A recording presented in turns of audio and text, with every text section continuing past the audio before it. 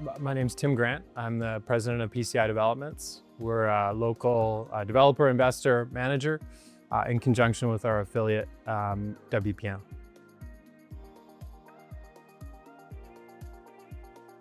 We have built, we've been around for 44 years. A good portion of our history, we were building a lot of rental housing. Really up until early 2000s, it was virtually impossible in our market, with condo being really the primary form of housing. And kind of call it just after the Olympics, I think there was an increasing recognition of the need for rental housing and in our view, the opportunity for rental housing here in a relatively immature sector. And so that in conjunction with the municipalities starting to offer bonus density relative to condo, and it started to become something that actually was possible and potentially feasible. And that's been really kind of the primary driver for us over the last, I guess now almost 15 years. And then with our management capabilities, the hope of being able to build a good quality rental residential manager, which in our market, Vancouver marketplace, is somewhat limited. So that's been with Warrington Residential, and that kind of takes us to where we are today with a significant pipeline of completed projects and hopefully several more to follow.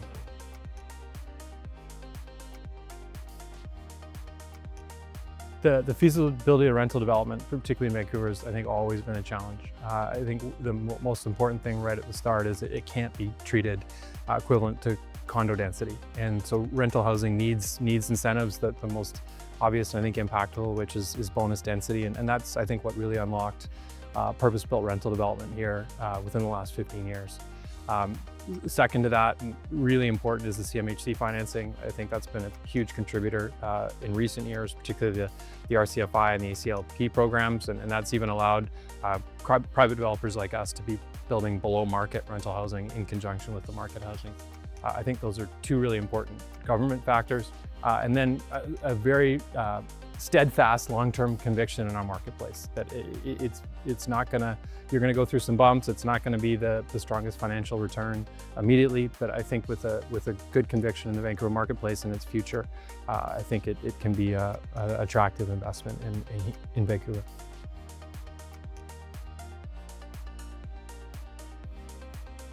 We're really proud right now of our King George Hub development in Surrey. So we're just finishing later this year our 5th phase there. So that's been a project that's been going for 13 or 14 years.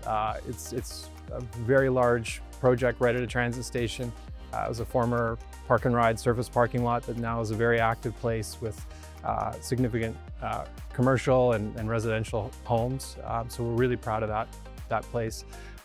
The Broadway subway project is a really topical thing in Vancouver. We've just finished our South Granville project, which is integrated with South Granville Station. We just started construction in our Arbutus Station project at Broadway and Arbutus. And then later this year, we'll start Great Northern Way and Lake Car. So we're kind of all over the Broadway subway area, and those are really important projects. And in a challenging market, we're really pleased to be able to kind of fight through and get them started. We think those will be great, very transformational developments.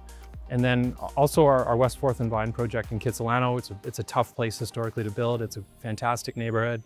We've worked on a project with Safeway that they've just closed their store. They'll come back in 3 years' time, and a completed development below just shy of 400 rental homes in a really, really attractive part of the city. We think it's going to be one of the best places to live in the country.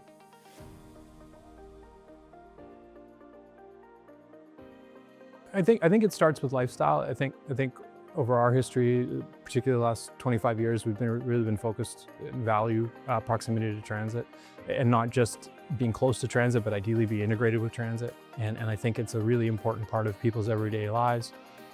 In conjunction with mixed-use developments, they're really complementary in terms of supporting success for retailers, for people that want to live there, for office workers.